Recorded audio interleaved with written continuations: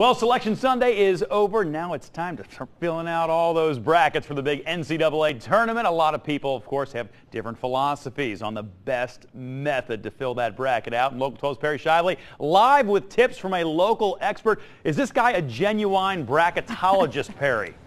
Well, I don't know. He teaches the class here at UC, so hopefully he knows a little something. I'm sure he does. I'm going to use his tips and see how I do. And these are tips that we all need because we're going to be filling out our brackets and putting them online for everybody to see. So a little competition here at Local 12.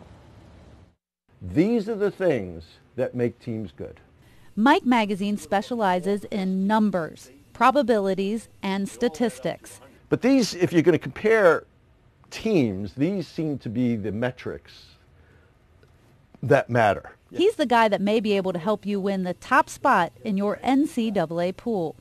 Magazine teaches a class at UC on the science of putting together a bracket. The class meets 3 Saturdays during the spring semester, 2 before the tournament, and 1 after. What we see in the best teams are their ability to get to the foul line, to get offensive rebounds, to limit the number of turnovers that they have, and shoot a high percentage.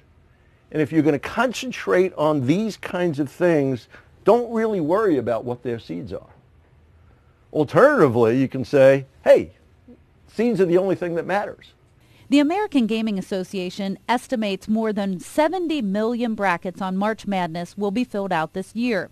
They say Americans will bet more than $2 billion. So what are the best picks? The safe way is to go by seeds. You don't pick early upsets. Upsets are going to happen, but you can't predict early on what's going to happen. With a winning season so far, is Kentucky the way to go? Then you could say, look, everybody's going to have Kentucky winning this thing. I want to win. I have to have somebody beat them at some point. So having an upset later in the tournament is fine, but you just don't want to do it early. Ross Herringhouse gets into a pool with his roommates and some friends. I usually go by the numbers, but then if I feel a gut, usually like a 7-8 pick or something along those lines, I usually go with the underdog.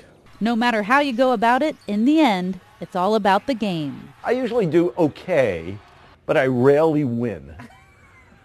All right? I rarely win, but that's all right. Again, I'm a fan.